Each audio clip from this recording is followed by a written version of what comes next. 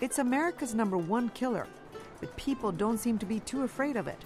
70 million Americans live with some form of heart disease and almost 1 million die from it each year. It impacts women much worse than men. What you need to know about heart disease and how to prevent it. Next on Living Smart.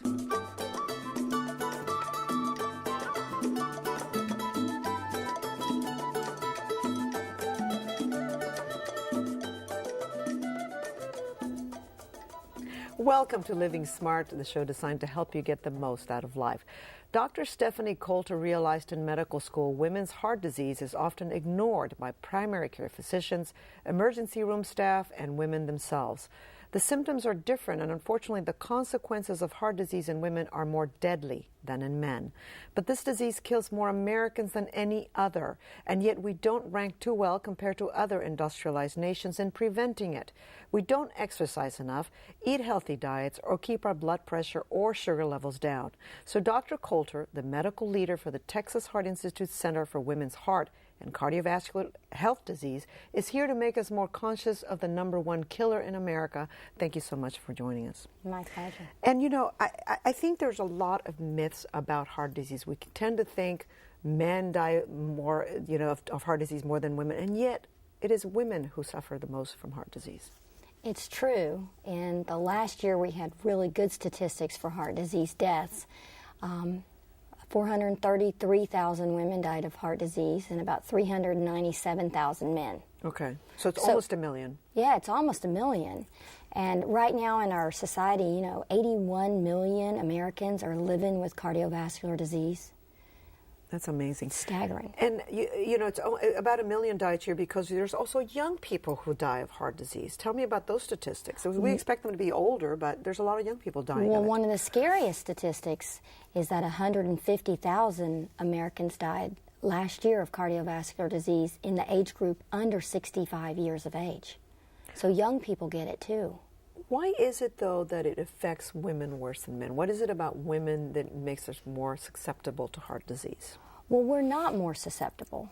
Women get heart disease just like men, which is really one of the myths that we're trying to dispel because, in fact, it had always been considered to be a man's disease because, in fact, historically, men got heart disease 10 years before women did. Okay, so they get it younger. So they get it younger. And that gets a lot of attention because when you're a father of 4 and you drop over suddenly, right, at a baseball game, people are going to remember that. Right. Women tended to get it in the more older age groups, and that was kind of just expected, right, you know. Right. Women live longer. So the longer you live, the longer you're going to have the higher incidence of heart disease, yeah. to be able to have heart disease. So I think that's really the major indicator.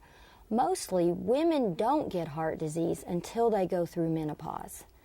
In fact, at menopause, the risk factors for women markedly increase.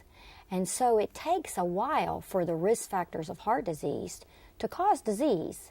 And so women tend to get it in their 60s, 70s, and 80s, whereas men typically would show up with heart disease in their 40s, 50s, and 60s. Okay. Are they catching up, or are things changing, or not? Actually, we've had a dramatic decline in cardiovascular deaths since the 1950s. And what happened in the 50s? Well, the Framingham Heart Study came along, which demonstrated what were the major risk factors for heart disease. And they targeted men early on to keep men from smoking. Oh, that's huge. Yeah. And it was huge in the numbers of deaths that were decreasing, particularly in men. So in fact, the rates of cardiovascular death in males declined since we started keeping statistics since the 1960s.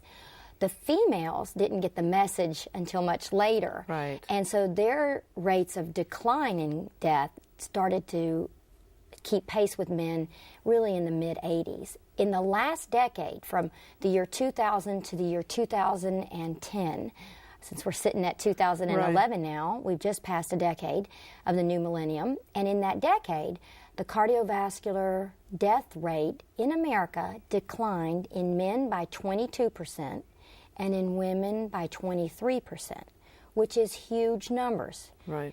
And what do you think the cause of that was? Well, the main cause is that there are 3 main things. One, the smoking rates have right. declined considerably. Okay. At this point, about 20% of Americans still smoke. Right. But that's down from 40-something%. So a 20-something reduction in smoking in America corresponded to a 40% reduction in death. Okay, so I mean that we know So that's smoking's huge. big. Right. The second thing that happened is we started doing a much better job at preventing the consequences of high blood pressure. People go to the doctor more. They get their blood pressure checked, and what else do we have? We have way better medicines for blood pressure control, right. that don't leave you with good blood pressure and terrible side effects. Right, right. So the drugs are good. Yeah.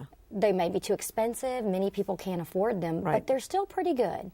And the third thing that happened in the last decade is that uniformly, doctors are screening people for high cholesterol. And Sooner, yes. and in the 45 to 65-year-old age group, men and women are taking cholesterol-reducing medicines in many groups up to 65% of the population. That's really high.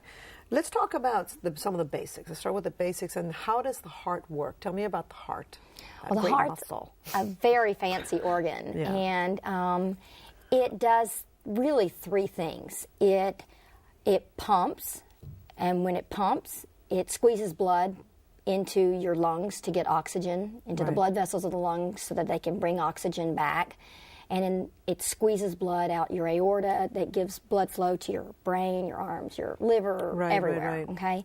So it pumps and it rests. The resting phase of the heart is actually very important because that's the period of the heart function where filling of blood occurs. So you pump it and then you fill And it. you have to fill it with Then you blood, have, right? and you pump it and then you fill it. And when you fill it, that's when the heart actually uses energy. And that's when the coronary blood flow, the blood flow that supplies the heart itself, comes in. Okay. So it's a pump. It's also an electrical organ.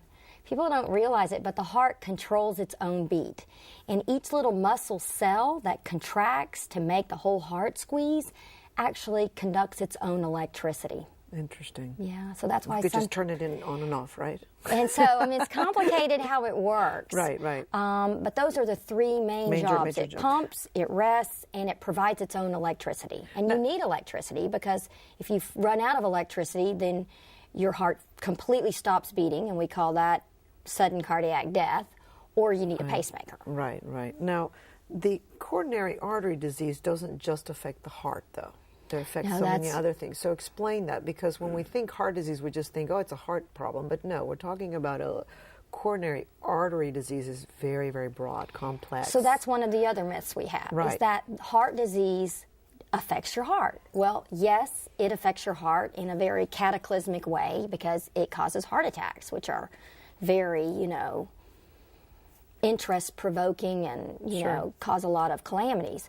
But in fact, heart disease is a blood vessel disease. In fact, if you have heart disease or blocked artery disease, more specifically, it's not localized to your heart. It's in all of your blood vessels. So it's in every blood vessel of your body. It's the number one reason for kidney failure. It's the cause of stroke. It's the cause of a reduction in blood flow to the legs, particularly in smokers and also in diabetics.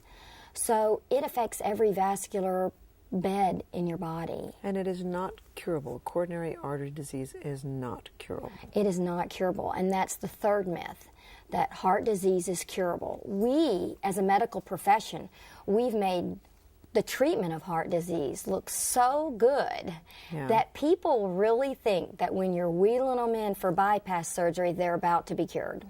And they're just getting a Band-Aid. I mean, they're getting a Band-Aid, and literally they're getting a bypass, because that's what a bypass is. It's just bypassing the problem. Bad artery, But it's not replacing all the arteries of your body. So heart disease is certainly not curable. The only cure for heart disease is prevention. Right. Let's talk about prevention. What can we do about prevention? Well, since it's not curable, we've been putting all of our interests and all of our money into treatment. And we've been ignoring a growing problem, which is how do we prevent it? And it's been estimated that 90% of cardiovascular disease could be eliminated And just think about 90%. the health repercussions from this, like loss of sick time, work days, huge. medical Millions. costs, human suffering by controlling your cardiac risk factors. Now, this is where the Let's rubber talk about hits the road. Yeah, the risk factors of cardiovascular disease. Let's go over each one. Hypertension, explain that one. Hypertension is very simple. It's high blood pressure that you measure with a monitor on the arm, the wrist. Easy to measure. And what causes that, though? What causes high blood pressure? The honest truth is, we don't know. Wow, interesting. If I knew you and I, we could go to Stockholm and get our millionaires. Nobel Prize. Oh, I'd love that. I'd love to go, but I prefer to stay here in the winter. But I will say that high blood pressure is ubiquitous, meaning that 60% of 60-year-olds, 70% of 70-year-olds, and so on, have high blood pressure. And you and I sit here and we talk about high blood pressure like it's something easy to measure because, well, we can measure it. Right. But in fact, it's a very difficult thing to measure because what happens? Patients come to me and they say, well, I don't have high blood pressure. I only have high blood pressure when you check my blood pressure. Oh, yeah, right. Which means that you have high blood pressure, but you don't believe it. You Right. don't own the problem. Right. Okay? And so what I do now is I have a few little tricks that I do to convince people that they really do have high blood pressure because, well, I can measure it, but they may not trust me. They may Right. say it's the white coat or Right. it's only because I'm nervous. Right. But you know what? If you're nervous, you're not just nervous with the doctor. You're nervous when you're driving the car or you're angry. Right. The blood pressure in general is labile. It moves around. Okay. So what you want your blood pressure to be moving around is a lower mean number. Okay. So normal blood pressure is 120 over 80. All right. Okay? Not 140 over 90. You know. So that's kind of where you want it to You want it remain. as low as you can get it. And what you really need to do is have the patient or your friend or your colleague measure it randomly at home and make a diary. Okay. Because when they see the numbers repetitively too high, then Then they're you got going a to problem. understand they've got a problem. Hypercholesterolemia. I'll let you say that.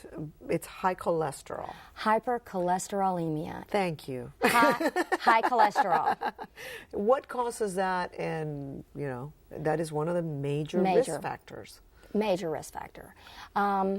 We discovered this in the 60s, and we've discovered many more things about cholesterol. But too much cholesterol is the beginning stage of artery disease. Bad lipids invade the artery wall and set up shop and make plaques. Plaques subsequently rupture, clots form on the ruptured plaque, and that's a stroke or a heart attack. Right. Tobacco use. We have all heard about that one. That's just a given. So tobacco use inflames the artery wall. There you go. It inflames the wall. It triggers those plaques that are sitting there waiting to get you. It triggers the plaque to rupture. When it ruptures like a volcano, your blood goes rushing past it. It sees the ruptured traffic jam, creates a clot, and calls for more of its clotting friends to join the party. Diabetes. The epidemic in Texas. It's the beginning. So diabetes affects, at this point, depends on which population you look, but life tables for a white or a Caucasian person, about a third of white people will develop diabetes in their life. Black people, 40% of them, and anybody of Hispanic heritage and genetics, half of the time will develop diabetes. 50%. 50% of the time. High. And diabetes is not a sugar disease. People think diabetes is a problem with their sugar. It's much more than a sugar disease. We could do a whole hour on diabetes, but it affects all your blood vessels. So in fact, diabetics almost always die of cardiovascular disease. So it's in my world, half of our patients, half of the cardiovascular patients have diabetes. Here's another epidemic, obesity. Obesity, well, it's hard to tether obesity away from diabetes, They're tied together. and it's also hard to pull obesity away from hypertension. So in fact, the cardiac risk factors, they overlap and cluster to increase the risk in the susceptible population. So overweight people have high blood pressure, diabetes, high cholesterol. Because they're overweight, they tend to be more sedentary. They obviously eat more than they should if they're overweight. And that's how the risk factors of heart disease cluster in those groups. And that's the last one, is a sedentary lifestyle, and we know that that's definitely it certainly affects it. Even if you took, and this is hard to do, because like we said, it's hard to measure accurately your blood pressure control. Well, it's very difficult to measure how much activity someone gets. Do you know why?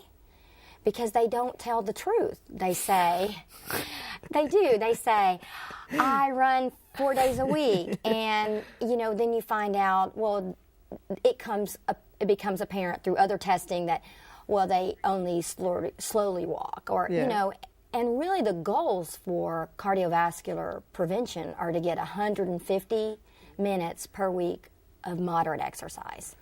Let's talk about, is angina different from coronary artery disease? Well, angina is a fancy word that's a symptom of coronary disease. Okay. So in fact, angina is the pain, like chest pain. Yeah, okay. So it's the symptom. It's what you feel when you don't get enough blood flow to your muscle. This is very important because a lot of people, and you get stuff on the internet about, what happens when you have a heart attack. So let's talk about the warning signs of a heart attack and what you should do if you're alone or with somebody. Obviously, call 911. We know that. But, I mean, you hear all kinds of things about, well, if you have a heart attack, this is what you got to do, like breathe or whatever. So let's start with the first sign of a heart attack, persistent chest pain. Okay. So the first most important thing is to know what risk group you're in, okay? So people that are at high risk and have chest pain are a different group than people that are at low risk and have chest pain. So in fact, the first thing I do when I see a patient or I talk to someone on the phone is I'm trying to get a baseline assessment of which risk group are they in. So the first thing I ask people, and this is what really people need to know, is what risk group am I in at this age? So at the age of 50, 39% of women will develop heart disease in their lifetime. 54% of men. Remember, they just live shorter than women. Okay, so you're high risk if you have diabetes. Automatically, being diabetic puts you at high risk. Number two, you're high risk if you already have established vascular disease, meaning you've already had a stroke or you've already had some heart procedure or someone's told you have a blocked artery in your heart. You've had bypass surgery or a stent. If you're in that group, and you're having chest discomfort, you better go to the then just at baseline, if you're having symptoms of chest pain at rest, okay, that are associated with any of these other symptoms, you need to get checked out, and you really probably ought to call 911 if the pain is significant. Now remember that the duration of the pain tells us something, and how severe it is tells me less. Okay? Because you may be having a huge heart attack and you may not have severe pain. Patients tell us all the time, doctor, it's not pain. It's just a pressure. Or it's just a dullness. But it's associated with other symptoms like shortness of breath. That was my next question, shortness of breath. Severe shortness of breath. Shortness of breath associated with chest pain is usually something significant. If it's associated with sweatiness or nausea, we're That's just even worse. Increasing the risk that you've got something very serious. Fainting, that's another... Well, if you faint in the setting of all these other symptoms, we're going to assume that is an electrically unstable situation. In fact, the other night at Texas Heart Institute, we had 2 heart attack patients at the same time in the ER. And there was one team of doctors. One team. And we were preparing to take the patient to the cath lab. And we hadn't really honestly decided which one was going first. And then the woman, it was a man and a woman, the woman arrested in the ER, so she got treatment earlier. You have to work But women very quickly. are at greater risk of electrical instability during a heart attack and are at greater risk of sudden death. Interesting. What sort of symptoms do we need to know? Do we need to talk to doctors or nurses about if we're kind of not paying attention and they're probably not as serious as heart attack symptoms, but let's go over these. Increasing shortness of breath, that's throughout time. Right. Now, shortness of breath is a symptom that can be due to many things. It can be due to asthma. It can be due to we just gained weight. Sleep apnea. We gain weight and we're deconditioned. It can be related to sleep apnea, which is definitely related to increasing weight. Right. It can be related to clots in the lungs. Okay. So shortness of breath in and of itself says something, but it doesn't necessarily say what the answer is, right. but it certainly should be investigated. Should investigate it. Especially if the symptoms are changing. Frequent awakenings due to shortness of breath. Well, if you can't lay down in bed flat because you're more short of breath, it may be an indication that you have symptoms of heart failure. Oh, okay. Okay, so fluid in the lungs, and when you lay down, gravity's not working in your favor anymore, and the fluid spreads out and impairs a greater proportion of the lung to do its job. It's a sign of something really significant. Right. Needing more pillows to sleep comfortably. That's to the same same issue. thing. Same issue, okay. It's heart failure. Rapid heart rate or worsening palpitations. Now, palpitations goes to that whole electrical thing. Okay. Now, your electrical system may be erratic just because you have a short circuit. And we see that all the time in even young people. Children, in fact, pregnant women. I mean, there are other things that cause you to go out of rhythm. And most importantly, as we get older, there's a nuisance kind of heart rhythm called atrial fibrillation that's right. very much on the rise. Right. And probably 10% of Americans over 75 at one point in their life have atrial fibrillation. Interesting. But it's all a manifestation of another problem. Right, a much deeper problem. Yes. Other signs that you need to discuss, certain symptoms that are also related, rapid weight gain. Well, that's a hot topic, but if you rapidly gain weight, and when we say rapidly, like over a couple of week period, and I had a patient very recently who was admitted on Christmas Day, and she had rapid weight gain, and she was a very slight woman, probably weighed 120 pounds at baseline, right. and she gained 20 pounds. Yeah, so okay, now it was water weight, okay. But she had a very weak heart. Okay, so she knew she had the heart problem, and she slowly let it get. And she was busy preparing for the Christmas season. Right. She ignored herself, and finally on Christmas Day, she could no longer breathe well. And got admitted for a 2-day respite, and we sucked the fluid off, and right. she was better. But rapid weight gain can be a sign of a failing heart. Pain in the abdomen. Pain in the abdomen, that can be many things as well, but can be a sign of, increasing tension from fluid overload, but it can also be a sign of blocked arteries to an organ in the gut, the bowel. Okay, increased fatigue. Well, we all have that, don't we, in America? Oh my gosh, it's like the number one. It's more about adrenals, right? Yeah, well, so if the heart function is declining in a cardiomyopathy or someone with heart failure, or I had a woman that was admitted over the weekend, and she was out of rhythm. Her heart rate was way too fast, her heart function declined, and her main symptom was she was just tired. She didn't feel well. Worsening cough. Now, cough itself is a good one because cough means that you've either got something irritating your bronchus, something in your lung, which could be water. Okay. And so fluid in the lungs is definitely a sign of heart disease. We got to check all these out. But what are the 3 most important things you would say that we need to remember about heart disease? Well, heart disease affects women more than men. It's certainly not curable. It is certainly preventable.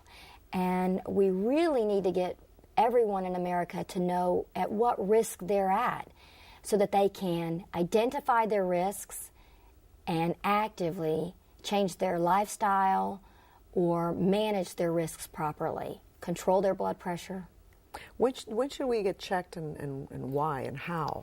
Well, there's a great need for regular general doctor checkups after the age of 50. Okay. Particularly in women, because that's the age at which most women go through menopause.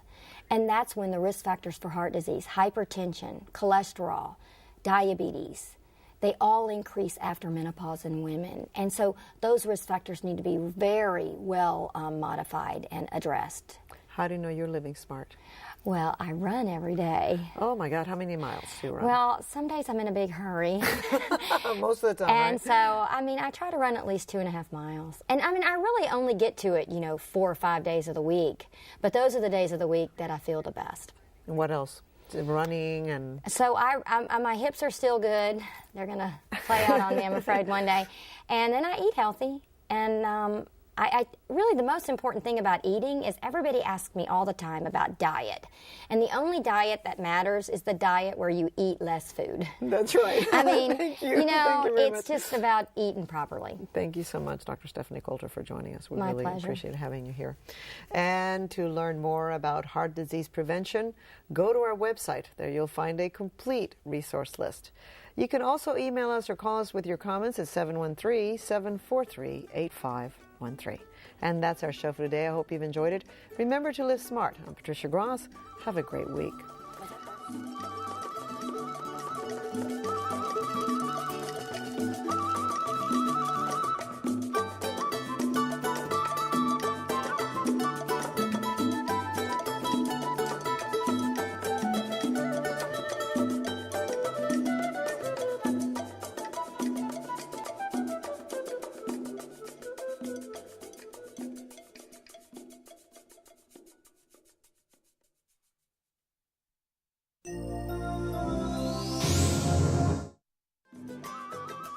For a transcript of this program, send $6.95 to the address on your screen. Please include the name of the guest.